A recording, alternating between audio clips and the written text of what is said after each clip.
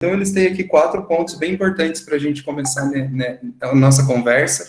Não será uma live longa, né? A gente tem um compromisso de ser uma live mais curta, trazendo os indicadores desse território, mas eu não posso deixar de trazer esses pontos. Primeira questão, quando a gente pensou nesse nome, oficina de indicadores, eu quero que você pense oficina de 2 maneiras. A primeira dela é essa normal, que a gente tem, por exemplo, a oficina mecânica, né? Que é quando a gente leva o nosso veículo, às vezes lá, quem tem um carro, leva o seu carro na oficina, e às vezes o mecânico que está lá, ele escuta o barulho e pelo barulho ele sabe certo a peça onde ele tem que ir ou o lugar onde ele vai procurar. Ele sabe fazer o ajuste de uma situação a partir de um conhecimento que ele tem e de um saber que ele tem, que ele construiu nessa prática a partir dessa relação dele nessa oficina. O exemplo que eu dei é a oficina mecânica, pensando no carro, ele tem um olhar atento, tem uma escuta que é especializada naquilo que está vindo a partir do que ele conhece, desses veículos que ele trabalha no dia a dia, ele sabe aonde, ele olha, né?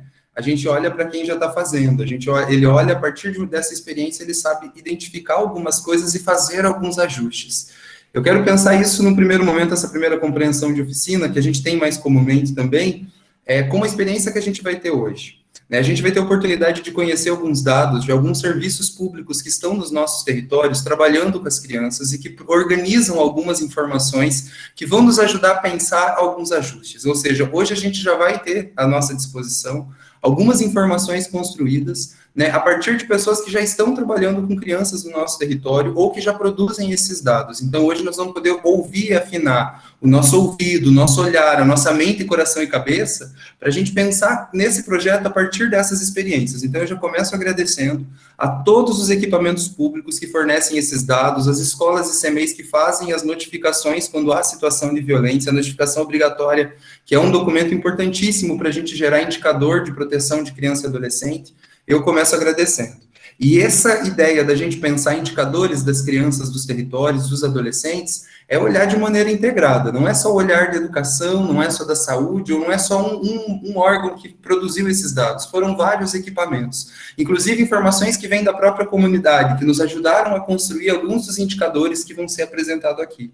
É por isso que a gente fala que no setor público a gente está trabalhando numa lógica de rede integrada de direitos, porque a gente vai conseguir olhar para os territórios de maneira integrada. Né? A vida não é hora saúde, hora educação. A criança ela tem uma infância de maneira completa.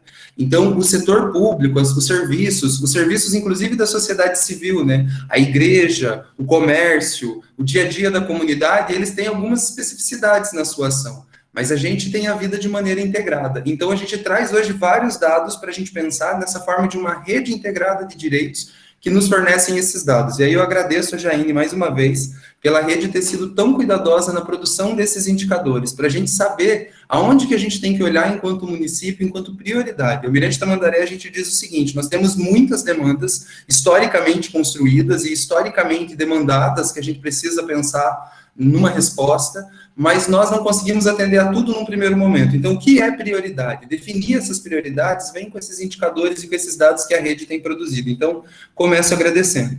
Outra questão é pensar que esses indicadores falam de algo, eles recortam e eles constroem uma realidade. Né, é importante a gente falar sobre isso, esses indicadores, eles foram construídos, né, não é uma coisa que eu chego lá no nosso território, lá no Capivara dos Manfron, lá na região de Areias, a gente não chega lá e tira esses dados, é a partir de algumas perspectivas, ou seja, a partir de algum olhar de algumas pessoas que ficam olhando alguns pontos e acompanhando algumas situações. E nós escolhemos olhar esses dados e nós escolhemos construir esses dados. E esses dados são sobre uma realidade. E aí eu quero falar da palavra oficina, né? Ela tem origem latina, ou seja, tem uma origem lá na comunidade romana, e ela é a junção de 2 palavras, a palavra oficina. Opus, que é obra, e facere, que é fazer. Então, é fazer a obra. A oficina é o lugar onde a gente faz a obra. Então, hoje nós estamos aqui convidados a fazer a obra, e a obra a gente faz no território onde a gente está. Né? A partir dessa oficina, nós teremos indicadores para que a partir de onde a vida acontece, que é onde a gente vive, onde está a nossa escola, onde está a comunidade, onde estão as crianças, a gente junte aquilo que a gente sabe, aquilo que a gente já acumulou na nossa experiência aqui, ó, de várias pessoas que estão na tela, que vêm de diferentes lugares, a gente possa pensar algo para a gente fazer nessas realidades, ou seja, intervir sobre essas realidades. E aí esses indicadores são muito importantes, né? Então eles nos ajudam a olhar para essas realidades e pensar essas realidades a partir de alguns pontos em comum. Isso é muito importante. Segundo ponto, é isso que eu disse, que os dados são construções, né? São escolhas. Nós, aqui nos times da defesa, vamos ter que fazer uma escolha. Tem várias pautas no nosso território. Estou olhando aqui a Carol, que está aqui na região, já no início do nosso território aqui, ela tem umas pautas bem específicas. Aí eu estou vendo a Rosinha com a gente, que lá na comunidade, nas comunidades que ela trabalha, são outras especificidades que também apresentam, que vai ser diferente lá no São João Batista. Mas, ao mesmo tempo, embora a gente está em vários lugares, hoje nós vamos ver alguns dados em comum desse lugar, né, dos territórios que a gente está atuando. Isso nos ajuda a fazer um planejamento mais estratégico de cidade. Mas talvez o teu time da defesa vai ter que fazer uma escolha específica, né? E esse dado é o que vocês vão olhar dentro do território de vocês. Esses dados produzem indicadores. Os dados que hoje a oficina vai trazer, com aquilo que nós sabemos da nossa realidade, do nosso conhecimento da nossa comunidade, os dados e aquilo que a gente sabe vai produzir alguns indicadores, vão nos indicar algumas coisas que a gente pode pensar como atuação no nosso time da defesa. Terceiro ponto é que trabalhar a partir de dados nos dá segurança, né? A gente sabe a partir de onde que a gente está olhando, então é importante também saber de onde estão vindo esses dados. Hoje a Jaine vai contar de onde que eles vêm, né? Mas a gente, quando separa lá um indicador no nosso trabalho, quando a gente separa alguma informação sobre as crianças, é saber de onde que essa informação vem. Pensem vocês na rede de educação, nós temos mais de 9 mil educandos, mais de 54 unidades educacionais. Para tomar uma decisão sobre a rede, sobre as crianças, sobre o dia a dia, é necessário ter informações. Porque, às vezes, se eu ouvir só as 6 primeiras ligações do meu celular durante o dia, eu posso começar o dia super desesperado e falar, meu Deus, a rede não está funcionando. Pensem vocês o dia que voltou o transporte escolar nesse período de pandemia. Se eu fosse considerar as 3 primeiras ligações do meu dia, eu teria ligado para o coordenador do transporte e teria dito, Valdecir, fecha tudo que não vai dar certo. Só que eu não posso ir só por essas primeiras impressões ou por essas informações que chegam. Eu tenho que olhar esse conjunto de informações para tomar uma decisão. Isso vai ser importante aí no time da defesa. Às vezes tem uma pessoa que ela tem uma pauta muito importante e ela traz essa pauta, ela defende, a gente fala, nossa, essa pauta realmente é importante no território. Aí quando você vai ver a realidade das crianças, essa não é uma pauta do território, essa é uma pauta que é minha. E como que a gente pensa isso? A comunidade é um lugar de projeto para quem, né? Vamos pensar esses projetos a partir dessas realidades. Então, os dados nos dão essa segurança. Outra coisa é esse sentido coletivo que a gente constrói a partir dos dados. Quando todo o time da defesa olha para as mesmas informações, ou seja, vamos reduzir o abuso sexual de crianças aqui no nosso território. E está todo mundo olhando para isso. No time tem gente com várias motivações que vem de diferentes lugares no nosso time. Só que nós vamos olhar todos para o mesmo dado e ter os mesmos compromissos a partir desses dados que a gente vai olhar. Né? E a gente pode ter uma fala de convocação. Quando eu conto para vocês o número de pessoas que foram abusadas, de crianças que foram abusadas no município, eu convoco as pessoas para virem comigo. Né? Mostra de onde que eu estou tirando a minha causa. Que não é só porque eu acordei hoje aqui, eita, vamos pensar um programa para as crianças. Não, a gente parte dessas informações. As crianças estão tendo direitos violados, então é importante a gente trabalhar a partir disso. E de onde que a gente tirou? Então, quando eu vou convidar as pessoas para vir na ação do time da defesa, compartilhar alguns dados da onde nós tiramos a nossa decisão é muito importante. E eu já vou dizer, a Jaine não vai esgotar tudo, ela vai só começar e dar alguns apontamentos. As nossas articuladoras do território têm uma missão muito especial de nos ajudar a dar vida nisso também, junto com todos vocês, mas vai faltar indicador, que talvez a gente tenha que sair na comunidade para construir, ou talvez durante o projeto a gente vá sentir necessidade de tê-los ou não. Essa é uma escolha do próprio time, mas a nossa intenção com essa oficina é ajudar a pensar e planejar as nossas ações, a nos dar uma segurança do porquê que a gente está escolhendo algumas pautas, porque quem vai escolher o tema é o time. Não vai ser secretaria, não vai ser a diretora da escola sozinha, a diretora vai ajudar, inclusive tem uma visão privilegiada do sentido do conjunto de informações que chega na escola e no CEMEI. Só que ela sozinha a gente sabe que não vai conseguir, eu sozinho não vou conseguir, então a gente precisa que todo mundo decida junto. E nós podemos decidir a partir de alguns indicadores. E para fechar, eu digo que é um direito, né? É uma alegria poder compartilhar esses dados com vocês, gente. Em 2015, eu estava numa organização social no nosso município e a gente precisava planejar algumas ações para a área da infância. Nós tínhamos uma universidade financiando projetos e nós não tínhamos dados para tomar decisões ou a gente não conseguia ter acesso. Seja fosse pela correria do dia a dia ou por dados que a gente não conseguia acessar. Então, hoje nós celebramos um direito, nós podemos olhar para os indicadores das infâncias dos nossos territórios, dos nossos filhos, dos nossos netos, dos filhos dos vizinhos e das crianças que estão crescendo em comunidade conosco e convivendo conosco, hoje nesse lugar da infância, né, mas que estão em relação com a gente o tempo todo, que vão cuidar da gente no nosso envelhecer, né, que vão nos ensinar muita coisa, são as crianças que vão pesquisar, gente, a cura para os novos medicamentos, são os trabalhadores da nossa comunidade, né? Então, essas crianças que estão conosco, embora elas serão muita coisa, no hoje elas são muito. E quem são essas crianças, né? São indicadores para a gente construir. E hoje nós vamos falar um pouquinho das violações de direitos dessas crianças. Então, é um direito a gente saber sobre isso, inclusive para a gente reivindicar. Mas mais do que reivindicar, ou seja, olhar para esses dados, é pensar que obra que a gente vai produzir a partir disso. Então, eu agradeço a Jaine com muita alegria, as nossas articuladoras da rede de proteção, a todos vocês que estão aqui, porque hoje a gente vai conseguir conhecer um pouquinho melhor ou compreender, a partir do olhar desses dados, alguns indicadores, algumas indicações que a gente pode pensar para atuar na nossa comunidade. Então, sejam bem-vindos e bem-vindas à oficina de indicadores, que a gente possa trocar bastante informação. Eu espero. E fechou José, sozinho, teu áudio está acho que fechado. foi o administrador que falou para mim, que acho que é questão do tempo. Mas eu até me perdi no que eu estava dizendo aqui agora, fiquei até empolgado com o meu microfone fechado. Mas eu trago para vocês a importância da gente olhar para esses indicadores, e eu espero que eles nos atravessem, né? Que eles nos incomodem, mas que ao mesmo tempo eles despertem o melhor da gente.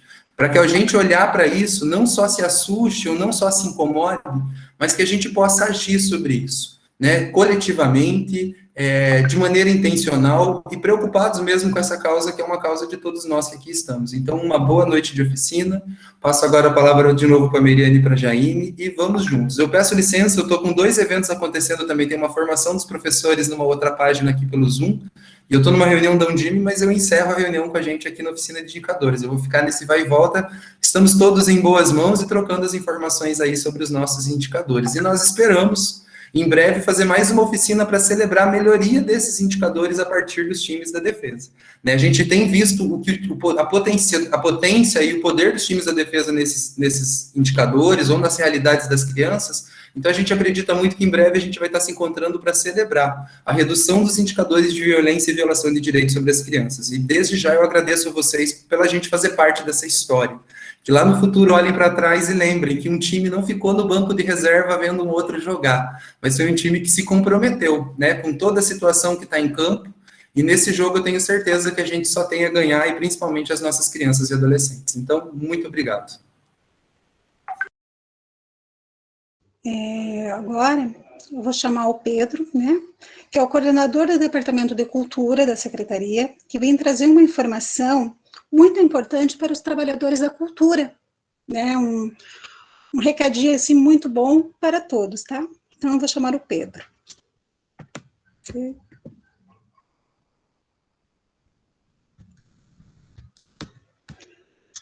Acho que o Pedro, ele precisou sair, não consta aqui. Mas, Luciane, você quer falar sobre o edital?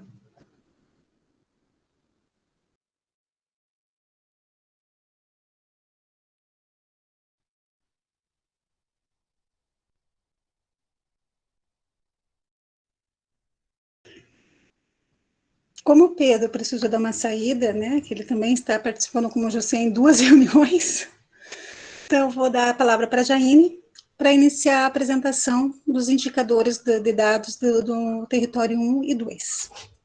Obrigada, Mary. Boa noite. Dá para ouvir o som? Tá ok? Tá? Então tá bom. Caso fique muito baixo ou algum chiado, peço que vocês me avisem, que eu já falo baixinho, não consigo falar muito alto. Elis, já vou pedindo para você preparar, então, nossa apresentação, se puder deixar ali na primeira tela. Então, meu nome é Jaine, né, como já foi dito. Eu sou agente comunitária de saúde no nosso município e atualmente estou como facilitadora ou articuladora da rede de proteção. Então, muito boa noite, agradeço aqui, né, a oportunidade. Espero que a gente possa construir aí juntos um momento bem bacana para pensar nesses números, que não são números muito agradáveis, porém a gente precisa realmente enfrentá-los. Gostaria de citar aqui também e agradecer as articuladoras locais, né?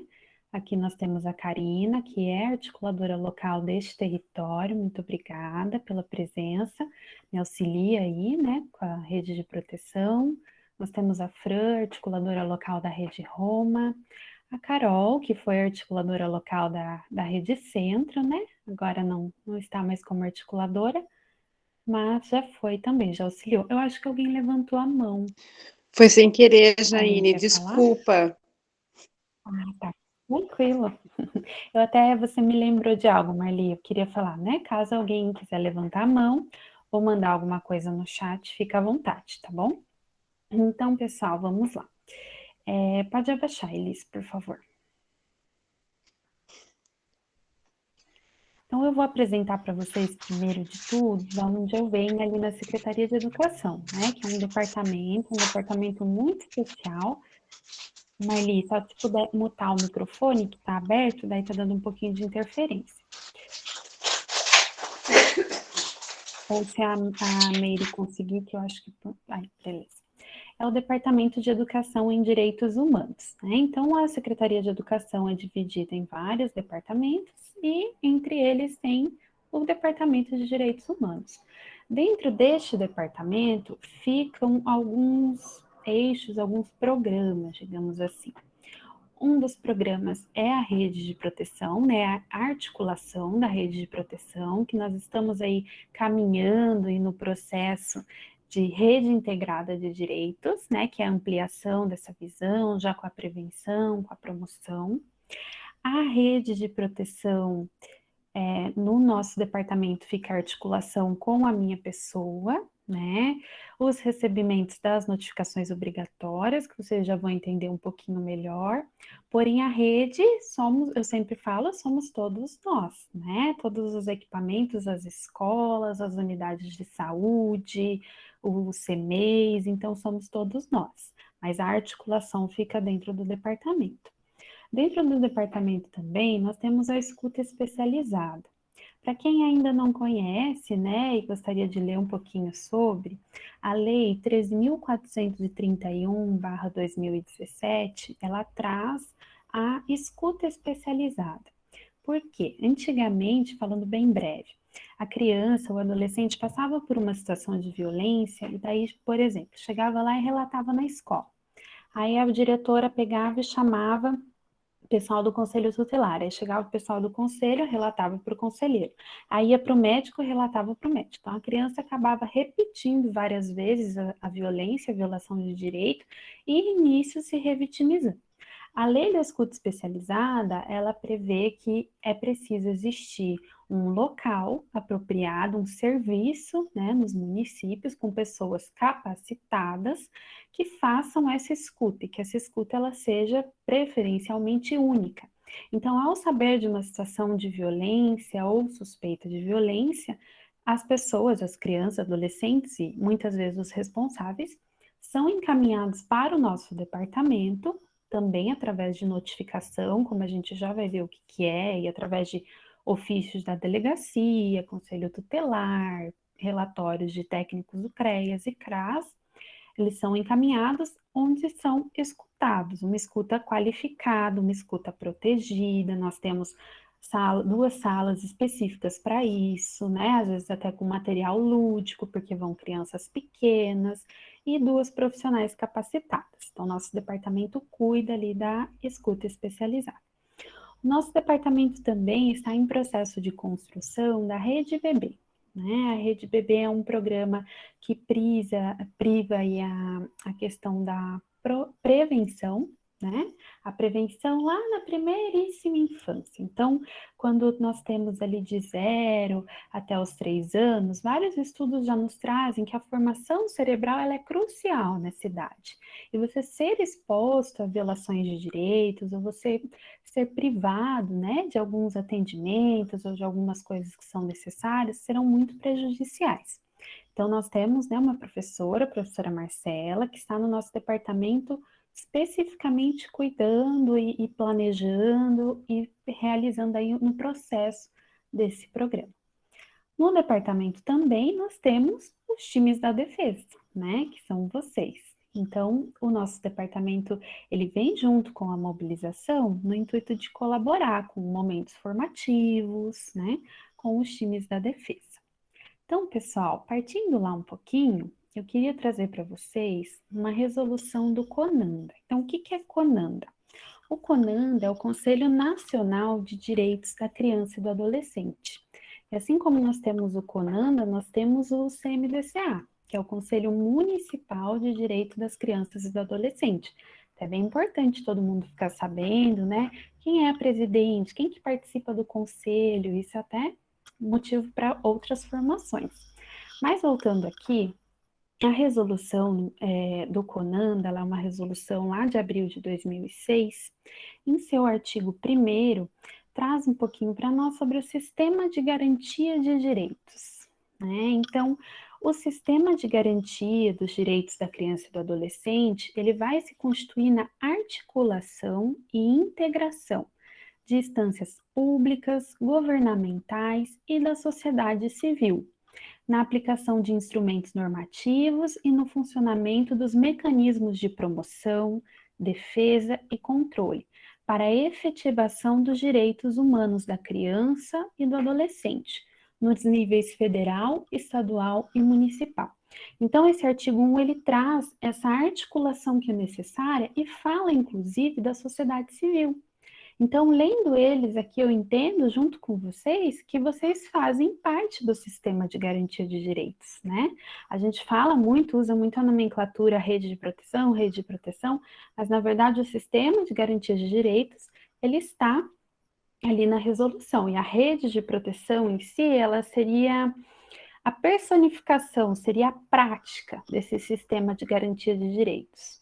E aqui, pode ir passando, Elis. É interessante a gente pensar no sujeito na sua integralidade. Então, é um sujeito que às vezes tem uma demanda de saúde, uma criança, um adolescente, que está extremamente vinculada ali com o social. Vamos pegar um exemplo. Uma demanda de problemas respiratórios de uma criança que reside numa casa com muito mofo, muito bolor, né? Por conta ali de vulnerabilidade socioeconômica. Então, são demandas atreladas. E o que a gente precisa para atender essa demanda e para olhar para tudo isso? É a articulação e a integração ali do sistema de garantia de direitos, onde entram os técnicos da rede de proteção e também vocês, os times da defesa. Então, eu trouxe mais um parágrafo ali da resolução, onde diz que esse sistema irá se articular com todos os sistemas nacionais de operação de políticas públicas, especialmente na área da saúde, educação, assistência social, trabalho, segurança pública, planejamento orçamentário, relações exteriores e promoção da igualdade e valorização da diversidade. Então, é como eu citei aqui para vocês. A gente precisa da integração, às vezes não é só uma demanda à saúde, então vai lá e dá o remédio. Preciso de um olhar da assistência social também para uma condição de habitação ou algum outro exemplo. Esse aqui, Elis, veja se consegue aumentar um pouquinho ali embaixo, eu acho. Não? Ficou bem pequeno, né? Pelo menos aqui para mim. Aí, melhorou um pouquinho. Então, como que tá, né? Como que funciona o sistema de garantia de direitos aqui no nosso município? O nosso município é dividido em 6 territórios. E esses 6 territórios, eles se subdividem em 9 redes locais. Então, o território aqui que a gente, né, juntou, o território 1 e o território 6, que tá ali em amarelo e em verde, né? E a rede local do território de vocês também é uma rede local que está junta. Então, é a rede local Tranqueira e a rede local Campo. Nós temos no departamento, pode passar para aquela lista, Elis, quando ela vai abrindo eu vou falar. Nós temos a organização de uma lista dos representantes de todas as redes de proteção locais. Até se você quiser, né, solicitar aí a gestora, ou depois também eu posso encaminhar o material.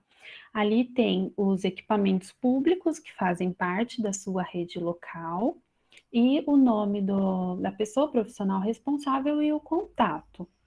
Então, só para a gente ter uma noção aqui, dar uma olhadinha na tabela, quem são essas pessoas? Porque é muito importante, né? Enquanto time da defesa, vocês conhecerem quem que está ali no território, com quem eu posso articular, com quem eu posso conversar sobre certas demandas, que muitas vezes ultrapassam a questão ali escolar.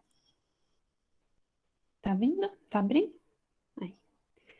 Então, aqui também, acho que dá para ler, né? Se puder aumentar só um pouquinho, na rede local, aí, do Tranqueira, mas depois eu passo esse arquivo para vocês, Tranqueira e Campo. Temos o CEMEI Otacília, temos o Colégio Estadual, o Floripa, o Colégio Estadual Ângela Sandri, o Colégio Estadual Terezinha Kep, o CRAS São João Batista, que até ali esqueci de colocar, mas é a coordenadora Elaine. Então, o CRAS foi um grande ganho aí para o território. No CREAS, nós não temos o CREAS no território, né? Nós temos o CREAS no município. Então, ele fica lá no centro e quem representa na rede é a Karine, que é a coordenadora. E aí nós temos a Escola Bórtolo com a Karina, a Clara Nadir, a José Antoniacomi, João Johnson, Cumim, Maria Cavacim, aí a Unidade de Saúde Capivara e a Unidade de Saúde São João Batista, também a Unidade de Tranqueira e o CEMEI Areias. Obrigada, Elis. Então, só para a gente ter uma noção, quem são essas pessoas, né? Quem faz parte aqui, quem atua na rede de proteção? Então, em resumo, são esses equipamentos que são representados por algumas pessoas. Pessoal, essas redes de proteção, que se subdividem em 9, elas se reúnem, isso mesmo, Fernando estava olhando ali, elas se reúnem mensalmente. Então, todos os meses, obrigatoriamente, nós temos uma reunião da rede de proteção. Elis, consegue voltar ali? Tá carregando? Então, a rede de proteção do território 1, que é Tranqueira e Campo, se reúne. Pode abaixar.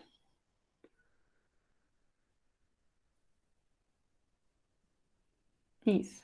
Na verdade, voltar um pouquinho. Então, só para vocês saberem da divisão, território 1 e 6 juntos, território 2 se subdivide em rede local Tanguá e rede local Lamenha, território 3, rede local Centro e rede local Botiatuba, território 4, rede local Roma e São Venâncio, território 5, rede local Bonfim e rede local Graziel. Aí pode abaixar, como eu disse ali, não? Acho que pulou. Mas tem um calendário, essas reuniões, essas redes se reúnem mensalmente. Então, são 9 reuniões mensais. O que acontece nessas reuniões da rede?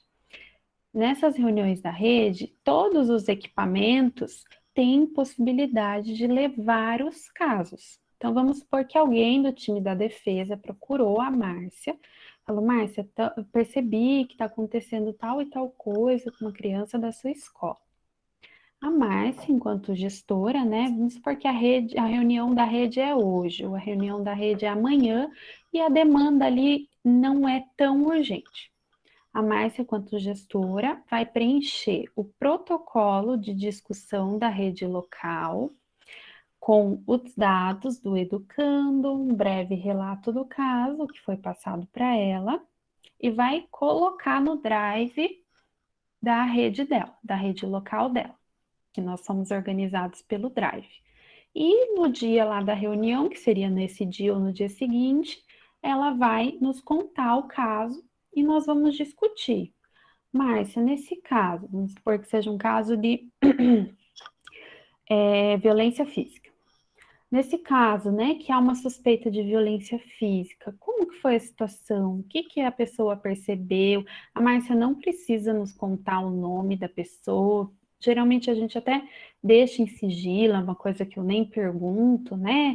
Ou da onde que foi. O que importa para nós é a denúncia.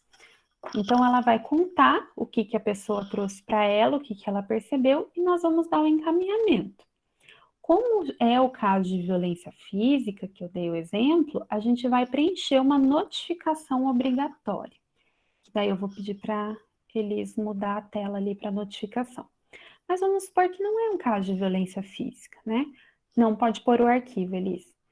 Vamos supor que seja um caso de fome, de falta de alimento.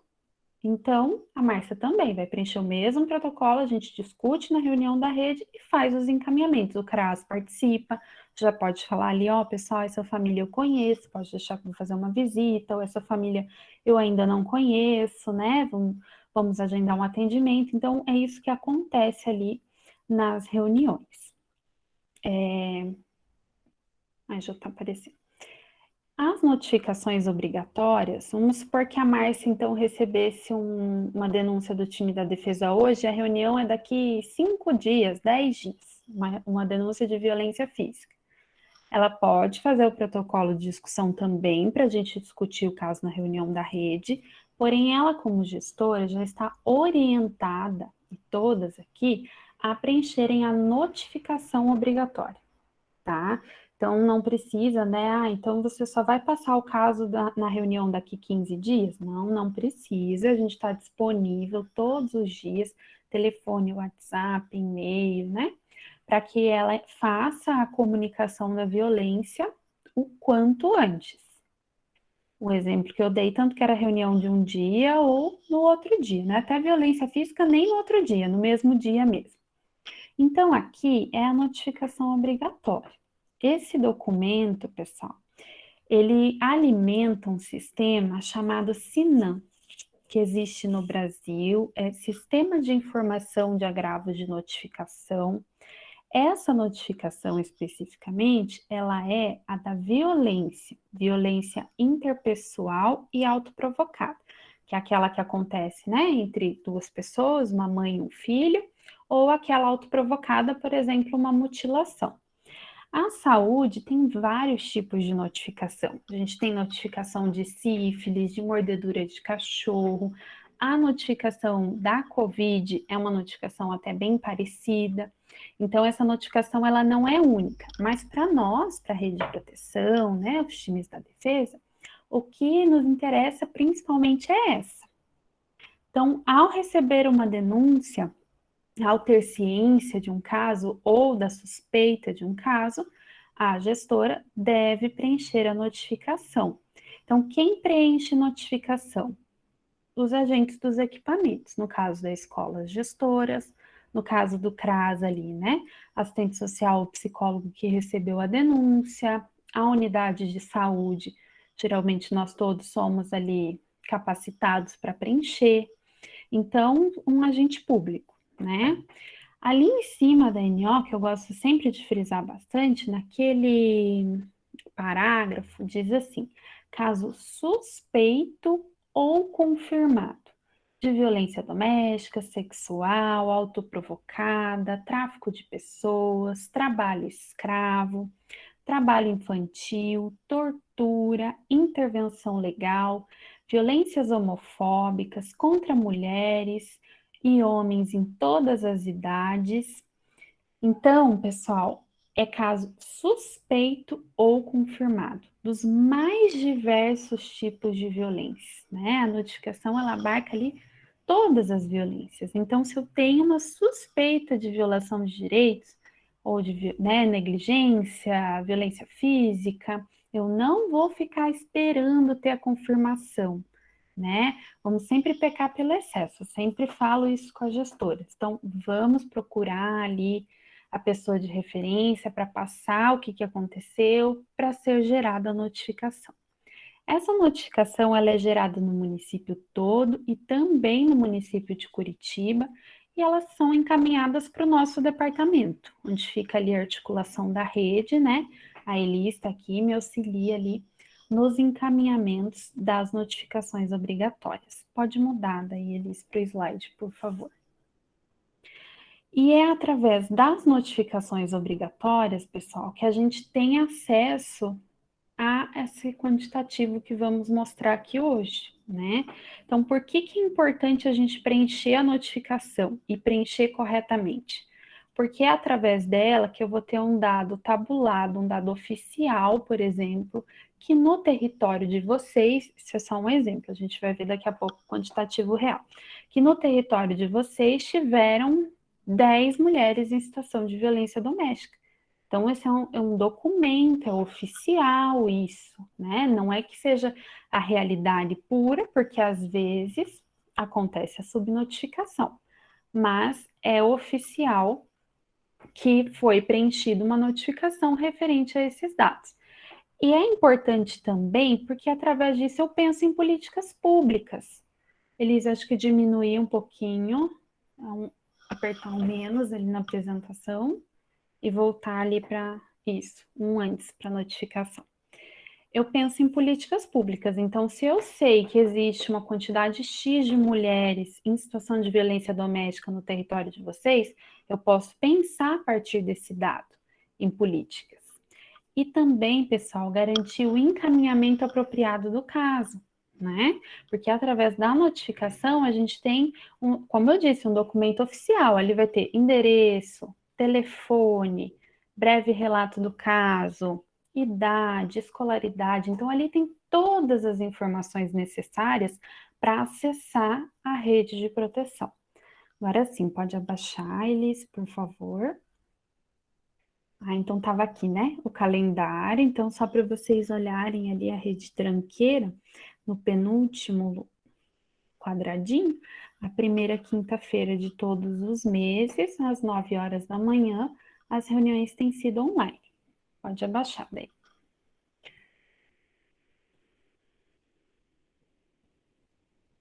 Isso, daí agora acho que diminuir. Alguém quer falar alguma coisa? Não? Então tá bom.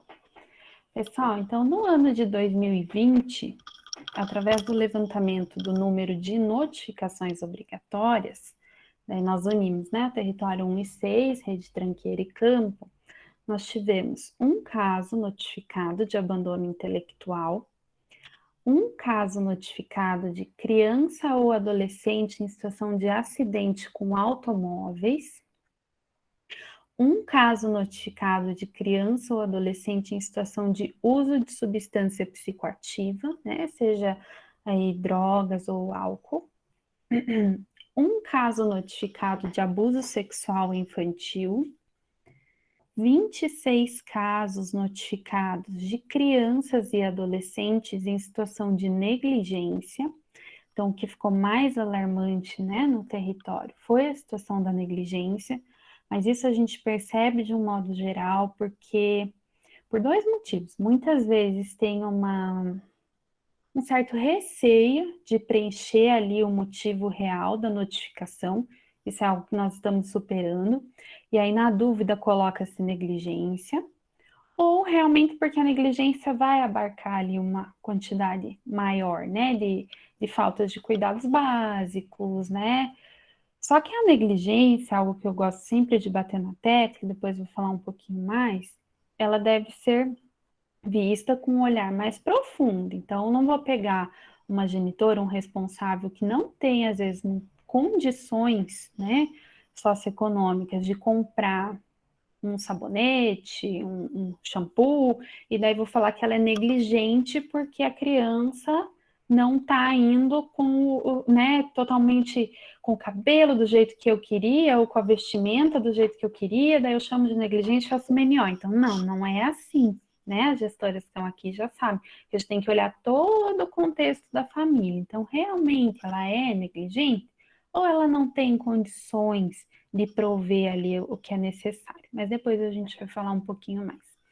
Criança e adolescente em situação de violência, aqui é física, violência física, então foram 5 notificadas. Criança e adolescente em situação de lesão autoprovocada. Então, pode deixar lá, Elis. Então, ali, a situação de lesão autoprovocada é a automutilação, né, ou a tentativa de suicídio por envenenamento. No caso de criança e adolescente, a maioria é automutilação, né, ali nos braços, corte dos punhos. Mulher em situação de violência doméstica, 20 notificadas. Então, o que alarma ali, né, no ano de 2020 no território de vocês? A criança em situação de negligência e a mulher em situação de violência. Gestante negligente com feto, 3. Aqui entra aquela gestante que fez o pré-natal tardio, ou então que não fez o pré-natal, ou que usou substâncias durante a gestação. Idoso em situação de negligência, 2 notificados, e adulto em situação de lesão autoprovocada, 10 notificados. Então, pessoal, a gente ainda sabe que a subnotificação é uma realidade do município, apesar de agora, né, mais do que nunca e a todo momento a rede está tentando se fortalecer para isso, para que não passe nenhuma situação sem notificar, mas a gente sabe que existem sim muitos que ainda não estão aqui, né? E ao olhar para esse número, ao olhar ali para o 26, a situação de negligência, para as 20 em situação de violência, eu nunca posso esquecer que ali são 20 mulheres, 20 seres humanos que estiveram em situação de violência doméstica. 26 crianças, 26 adolescentes que de alguma maneira foram privados ali de condições básicas, né, seja de saúde, de proteção social. Então, a gente tem que olhar para esses números com esse olhar, sabe? Pode abaixar, Elis. No ano de 2021, a gente tem já um levantamento. Esse levantamento foi feito na semana passada, então ele já está desatualizado, porque a todo dia, todo momento, desculpa, a gente recebe várias notificações, né? Tem dias que a gente recebe 30 notificações, tem dias que a gente recebe 5 notificações, mas é muito raro terminar um dia sem receber uma notificação, né? Ele está até ali, pode me corrigir se eu estiver errado. Então, até o momento, o que a gente tem no território? Só um pouquinho, pessoal. Desculpe. Abandono intelectual, uma notificação. Criança, adolescente, acidente com automóvel, nenhuma.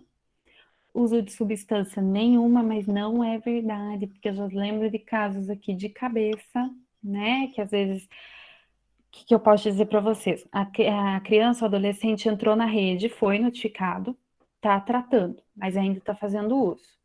Então, se não acontecer uma situação nova, não vai notificar de novo. Alguém quer falar? Ouvi um barulho. Não? Então tá.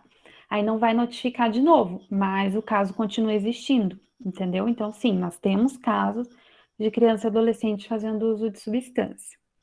Abuso sexual infantil, no ano de 2020 todo, nós tivemos uma notificação, como foi dito ali em cima. Nós estamos no mês de setembro, já tivemos 3 notificações. Triplicou a quantidade de notificações. Eu fico até pensando se aquele número pequeno de notificações do ano passado não foi mais por conta da pandemia, né, do que necessariamente que não aconteceu, o que eu acredito que sim. Em situação de negligência, 16. Então, nós continuamos com um número alto ali, né, nós ainda não terminamos o ano, e apenas 10 a menos do que no ano anterior. Situação de violência física, 3, continua alto, a gente tinha 5 no ano passado. Situação de lesão autoprovocada, 1. Violência doméstica, até o momento, 3. Mas eu acredito que está bem subnotificado, gente. Bem subnotificado mesmo, né? Até aqueles 20 a gente sabe que está subnotificado. Gestante negligente com feto, nenhuma. Idoso em situação de negligência, 1. E adulto em situação de lesão autoprovocada, que é a tentativa de suicídio. Aqui nos adultos é mais enforcamento e envenenamento. Nós temos 7. Pode passar, Elis.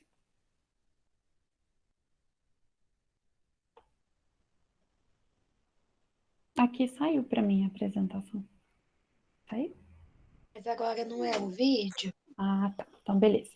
Pessoal, então, para a gente começar a falar dessas violências, né? Começar, já estamos falando. Eu trouxe aqui um vídeo, a gente vai passar brevemente, depois eu vou deixar disponível.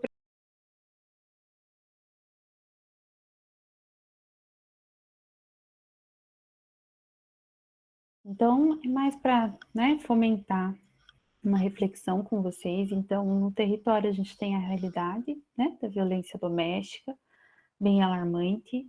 Como que a gente começa a olhar para ela? Primeiro de tudo, esquecendo daqueles pensamentos, né, que ela tá ali porque quer, que ela não separa porque ela gosta, ou então porque ela não separa porque não quer trabalhar. Coisas que a gente já deve ter ouvido, né, ou até mesmo pensado. Mas a violência doméstica, a violência contra a mulher, ela tem muitas outras coisas por trás, né? Tem raízes ali muito profundas de dependência, de codependência, dependência financeira, muitas vezes, né? A gente está num país, aqui nessa sala tem, eu acredito que a maioria mulheres, né? Vocês sabem, sim, o quanto custa para nós ser mulheres e conseguir ali uma independência, né? Ser mulher e conseguir muitas vezes uma colocação na sociedade ou ser até mesmo ouvida ou ser levada em consideração. Então, a primeira coisa, né? Ah, vamos trabalhar com a violência doméstica? Vamos. Mas vamos esquecer, então, esses preconceitos e vamos pensar que não é algo exclusivo de regiões que têm mais vulnerabilidade socioeconômica. É algo que acontece em todos os lugares, assim como o abuso sexual. A gente tende a achar que o abuso sexual vai acontecer mais ali, né, na comunidade, na periferia, mas não é. Infelizmente, nos outros locais até é mais escondido, assim como a violência doméstica. A gente tem que pensar também que muitas vezes essa mulher, ela vem de um ciclo de violência já desde ali da sua infância, que acompanha a sua história, onde ela não consegue perceber, não consegue enxergar que aquilo é uma violência, né?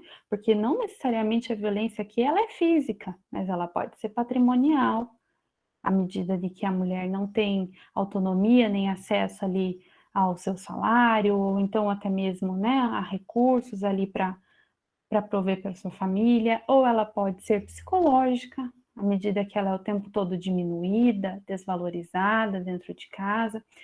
E, gente, o CREAS, que está aqui do ladinho, que eu já vou falar um pouquinho mais, atende a mulher vítima de violência. Mas a gente que está na rede percebe que muitos e muitos casos são notificados aonde? Na escola, né? Porque a mãe, né, a responsável ali, vê na gestora uma figura em que ela pode confiar, vê alguém ali que ela pode se abrir, né? E você do time da defesa que está ali no teu território, muitas vezes pode ser essa figura para alguém também. E daí, o que que a gente faz ao receber essa denúncia, né? Então, são coisas que a gente tem que pensar e se capacitar. É uma violência que está acontecendo agora, eu estou ouvindo a minha vizinha ser agredida agora, no meio da madrugada, eu vou ligar para a polícia. A minha vizinha, né, a minha colega veio me contar que foi agredida, que está sendo agredida, a gente vai gerar notificação, junto ali com a gestora. E para onde vai isso tudo? Quem atende no nosso município, né? Daí a gente está falando tanto aqui, então é o Centro de Referência Especializado da Assistência Social, que é o CREAS. O CREAS, ele lida com as situações de violação de direito quando já aconteceram. Então, a violência contra a mulher, né, a violência doméstica. Pode voltar ali só um pouquinho, Elis. O abuso sexual infantil. Sim, deixa eu ler aqui, ó, um comentário. Há aquelas situações também que o agressor ameaça fazer algo com os filhos da vítima. Sim, e muitas vezes faz, né? Ou então fala que vai fazer caso ela fale. E, gente, a gente sabe, vocês estão aí no território, né? Vocês têm a visão de território tanto quanto eu. Tem mulheres que já chegaram para mim, já falaram, olha, eu não vou denunciar, eu vou fazer uma medida protetiva, aí ele vai entrar na minha casa de madrugada e vai matar todo mundo, né? Existe sim, existe esse medo. E aí eu pego e chamo essa mulher, eu falo que essa mulher gosta de viver nessa situação, por isso que ela não faz. Então, a primeira coisa, precisa estar aberto, né, para o acolhimento, para entender da onde vem, entender que essa mulher tem uma história, né, que essa mulher é um ser humano, entender que ela não está tendo uma necessidade básica ali atendida, que é viver plenamente, né, a sua vida. Não, ela está vivendo uma situação de violência, então ela já está em fragilidade. Não cabe a mim o preconceito ou o julgamento. Então, voltando ali o CREAS, né, ele vai atender essas demandas de violação de direitos, ali está o endereço, Antônio Batista de Siqueira, número 621, fica ao lado do módulo da Polícia Militar. Ali está o telefone, funciona de segunda a sexta, das 8 às 5 da tarde. A Elis lembra ali no chat as denúncias anônimas, né? Violência contra criança e adolescente Disque 100 ou Disque 181, muito bem lembrado. Então, o CREAS ele vai ter ali uma equipe técnica, né? Com assistente social, psicólogo, pedagogo. Também, né, a lei diz que precisa do advogado, mas no momento ali o nosso CREAS não tem. Então, essa equipe técnica, ela vai atender a mulher em situação de violência e vai identificar as demandas. Então, é uma mulher que está em situação de violência e precisa fazer o boletim de ocorrência, né? Vamos acompanhá-la, ela não tem condições de ir sozinha, ou então ela precisa ir no ML, está sem condições de transporte, ou ela está nessa situação, mas tem a mãe dela que mora em outro município que poderia acolhê-la, né? Ela pode sair dessa situação, mesmo que provisoriamente. Então, vamos entrar em contato com essa mãe. Então, vários tipos de ação. Cada caso é um caso, né? Pode passar, Iris. Jaine, Oi? quando você coloca ali a situação da violência, né, em relação à mulher, e que ela, de repente, não faz a denúncia por medo, né, de repente, nesse sentido de o próprio agressor vir e fazer algo com a família, também tem aquelas que não sabem de fato que a violência verbal também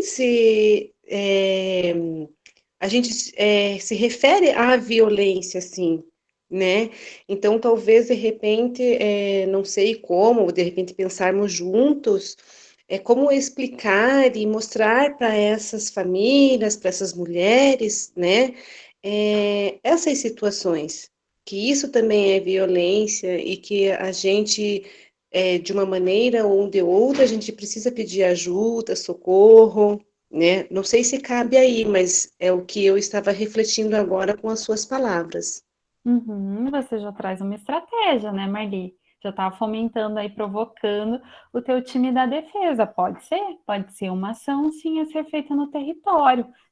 Será que as mulheres enxergam as agressões verbais, né, a desvalorização, as ofensas como uma violência?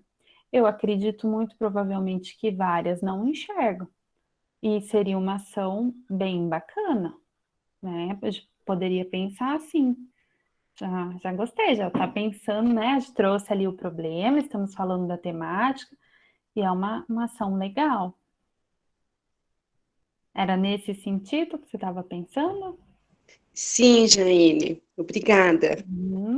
Imagina, vamos, né? Depois discuta aí com o teu time da defesa para a gente amadurecer a ideia.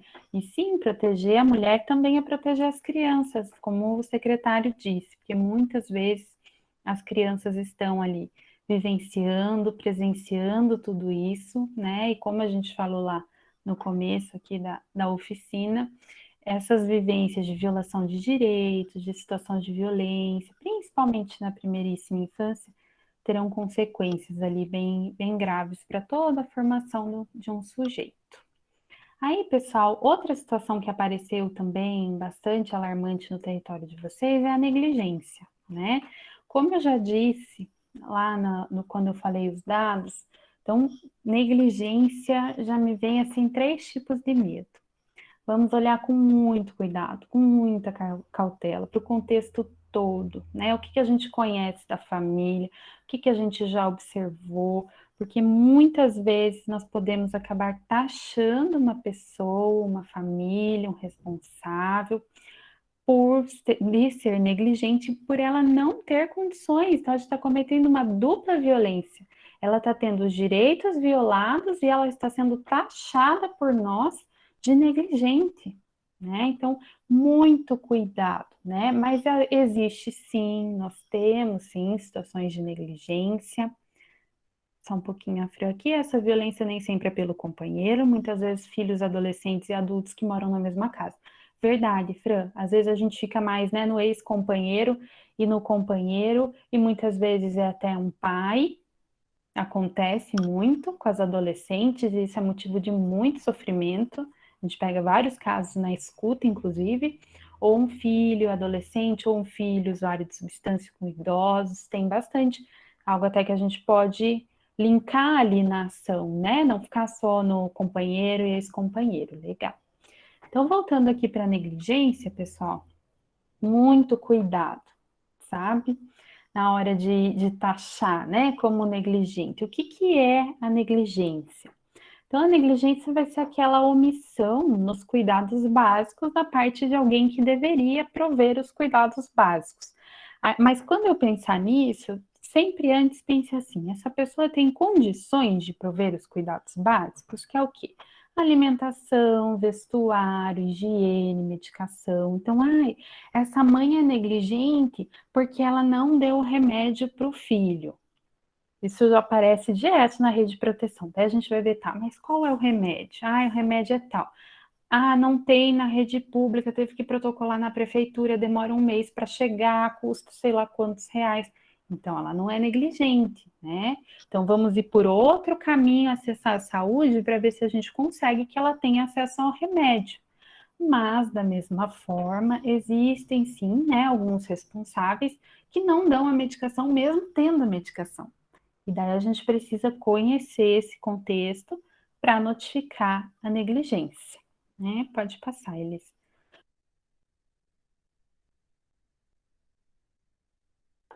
Então, a negligência, que até nesse slide tem um errinho, queria pedir desculpa para vocês, é evasão escolar, que eu vi depois que, agora, nos finalmente. A negligência, ela também acontece, né, quando está bem relacionada ali à escola, com a infrequência à evasão escolar, que pode ser por parte da família, né, e também por parte da escola. Então, assim, a aluna ali, né, o educando faltou. O que cabe a nós? Por que faltou? Qual é o motivo? Pode ser uma questão de doença séria na família, ou pode ser uma questão de violência, a gente já teve, né, até casos assim, tá faltando, e a gente vai atrás de investigar o que é, e a família tá numa situação de violência extrema.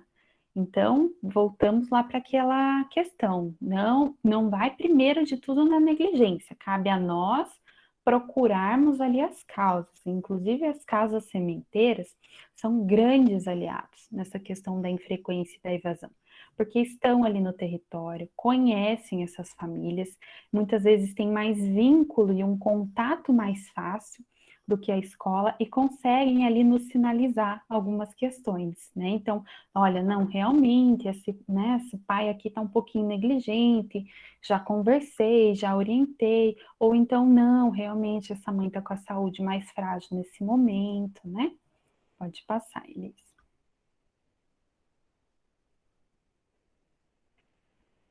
Só pulou mais do que um. Então, né, dentre as formas mais graves de negligência familiar, a gente tem o abandono, tá? E o abandono, inclusive está ali, né, citado no estudo, ele acaba sendo um problema social. Infelizmente, a gente tem muitos casos, né, de situações assim que, por N motivos, os responsáveis familiares acabaram abandonando ali, né, um adolescente, uma criança, e isso vai gerar, assim, muito sofrimento psíquico, né, muitas questões para a vida ali daquela criança. Pode passar. E também a gente tem outros estudos que apontam que a negligência, ela é a base de várias formas de violência. Então, a gente tem pesquisadores que trazem que a violência sexual, por exemplo, né, que é uma violência que geralmente é a que mais nos choca, ela começou lá atrás com uma negligência que, então, uma falta na escola, não levei no médico quando era preciso, não tomou vacina, né? Daí vem a física, e aí culmina ali, né? Não estou dizendo que todos os casos vão ser assim, por favor. Mas a negligência, ela tá na base. Então, a gente tem que pensar, né? Quando vê ali uma situação que, não, realmente é negligência, né? Conhece o contexto familiar, realmente o que está acontecendo ali não dá. Então, já vamos trabalhar aquela família para quê? Para não gerar essas outras violências mais graves, para não ir para física, para não, né, não ir para sexual. Não é que isso vá acontecer, mas pode ser sim um indicativo que no futuro, né, aconteça. Meire, pode pôr lá para nós o vídeo assim? Jaine, Oi? desculpa, eu estou bem participativa. Imagina, que bom! Quando você coloca ali a questão da negligência, né, em relação até o abandono, né, claro que a gente pensa, assim, os nossos educandos, os nossos pequenos ali, né, mas se a gente for parar para pensar num geral, eu acho que tanto essa negligência quanto o abandono, ela se gera em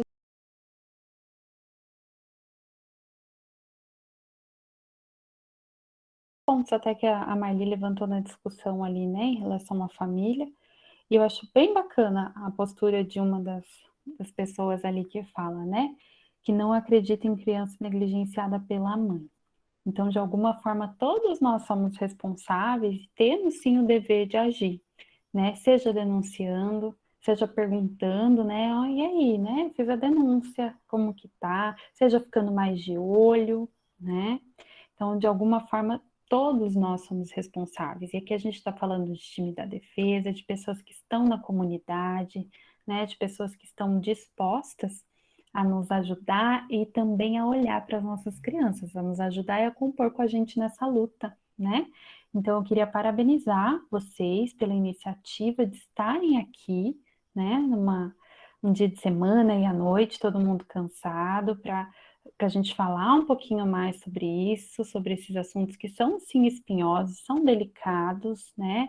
São números, assim, que nos entristecem, mas a gente está aqui juntos para pensar em estratégias para que esses números cada vez diminuam mais. E isso só vai ser possível com articulação, com integração, né? Não adianta a rede de proteção, os equipamentos sozinhos. A gente precisa da comunidade, né? Vocês pertencem a esses locais, vocês conhecem muito mais do que nós, certas minúcias, às vezes, dos casos e das famílias, né? Então, pessoal, queria agradecer a oportunidade, pedir desculpa aí pelo adiantar da hora, me colocar à disposição de vocês, ali fica o e-mail do departamento, né? Obrigada, Lu, obrigada, Meire, Elis, também que me ajudou bastante. Da minha parte é isso, se alguém tiver alguma pergunta, alguma colocação. Obrigada, Jaine, por apresentar. Opa. Dá para ouvir o áudio, gente? Dá sim. Então tá. Obrigada, Jaine, por apresentar pontos e dados tão importantes, né, que faz com que a gente reflita cada vez mais sobre o assunto. Então agora eu vou chamar o Pedro, como eu tinha apresentado ele no primeiro momento, para falar sobre o edital. Pedro, é com você. Oi, gente, tudo bem? Vocês estão me ouvindo? Eu não estou conseguindo me ver aqui, porque eu estou em outra reunião, estou aqui junto, então é uma loucura, a gente está conduzindo aqui paralelamente o ciclo NEO-ANIM, discutindo relações étnico-raciais. Já faço o convite para vocês participarem do mês que vem, porque está incrível, tá uma coisa assim, como está acontecendo aqui também, com essa formação maravilhosa, que eu acho que foi, né, aqui para a rede de proteção, enfim, pensando esse mês de setembro como mês da proteção, pensar o racismo dentro desse mecanismo de proteção também é essencial. Então, como foi muito bom aqui, eu tenho certeza, lá também está sendo muito bom, então depois, mês que vem, a gente troca. Mas o que eu quero falar aqui rapidinho com vocês, e eu não estou conseguindo abrir minha câmera, mas vocês me conhecem, vocês imaginam aqui o meu rosto, né? Que amanhã, gente, amanhã vai abrir, então, as inscrições para o Bolsa Qualificação. O que é o Bolsa Qualificação? Né? É uma iniciativa do governo do estado do Paraná, em parceria, né, com a Universidade Estadual de Ponta Grossa, que vai destinar recursos da Lei Aldir Blanc. Lembra da Lei Aldir Blanc que eu vivo falando aqui no âmbito do município? O estado também operacionaliza essa Lei Aldir Blanc, e aí o estado vai abrir, como eles são estado, eles têm mais dinheiro do que a gente, obviamente, vão abrir 12 mil vagas, gente, para que todos os trabalhadores e trabalhadoras da cultura que tenham interesse em se qualificar para escrever editais, para entender o mecanismo das políticas públicas, possam participar de um curso de 120 horas, divididos em 3 módulos. E esse curso, o Estado vai pagar para a pessoa participar, ou seja, vai ter uma bolsa qualificação. A cada módulo de 40 horas, o Estado vai pagar, então, R$1.000. Então, no final do curso, o cursista ou a cursista vai receber R$3.000 e vai se qualificar para entender dos editais de cultura, para entender da política pública de cultura, e isso faz parte, então, de uma das estratégias do governo do Estado para operacionalizar a Lei Aldir Blanc, pensando que ela é um direito, né, e não é um favor que o Estado está fazendo. Então, nós também aqui no município, logo daqui uns 10 dias no máximo, temos os nossos editais na rua também. Então, a gente está nessa correria. Então, se você conhece alguém, né, da sua comunidade, da sua família, que mora em Almirante Tamandaré, que tenha alguma relação direta ou até mesmo indireta com a produção cultural, né, entendendo os trabalhadores e trabalhadoras da cultura, não só como aqueles que são das expressões das belas artes, né, ditas belas artes, como o teatro, a dança, enfim, mas alguém que tenha conhecimento e o seu saber gastronômico, né, que saiba costurar, enfim, todo o artesanato, que façam esses tipos de produção cultural, artístico-cultural, são elegíveis a participar desse programa. Então, a partir de amanhã, as inscrições estão abertas, vão ser só 15 dias de inscrições, então a gente tem que correr, gente. E aí, o Almirante Tamandaré tem 128 vagas, então a gente quer ocupar todas as vagas e ocupar as vagas que vão sobrar dos outros municípios, entendeu? Então, assim, se você conhece alguém, mais uma vez, tem filho, parente, sobrinho, conhecido do território, os times da defesa, os ministérios do louvor, todas essas coisas aí, todo esse universo de pessoas que a gente conhece, podem participar, então façam essa informação chegar, está indo no boletim comunicativo a nossa informação, amanhã cedo, com a divulgação do edital, com a publicação do edital no Diário Oficial do Estado, a gente já vai começar a disparar nos grupos de WhatsApp, então fiquem ligados e ligadas, que são 15 dias aí de inscrição. Agradeço demais o espaço aqui, tomando o espaço aqui da reunião de vocês. Já vou me despedir, vou correr lá para o ciclo Neonim, que a gente está terminando também, e aí a gente se vê por aí. Tá? Qualquer dúvida, pode ligar para a gente lá na secretaria, pode mandar e-mail, que a gente vai conversando, e daqui a pouquinho a gente volta com mais informações também sobre os editais do município, que a gente vai sair com 3 editais também, para que os nossos colegas aí, trabalhadores e trabalhadoras da cultura, possam sobreviver, né, a esse ciclo da pandemia, que infelizmente é o primeiro setor que parou e muito provavelmente vai ser o último que vai voltar, né? Então, muito obrigado. Gente, eu já me despeço daqui. Se tiver alguma dúvida, eu descubro depois com a Luciana e Graciano, com todos os colegas. Muito obrigado, eu vou correr lá para o outro, tá, gente? Desculpa aí entrar e sair a francesa assim. Obrigado, tenho certeza que a formação aqui foi incrível, que a Jaine é sempre poderosíssima, né?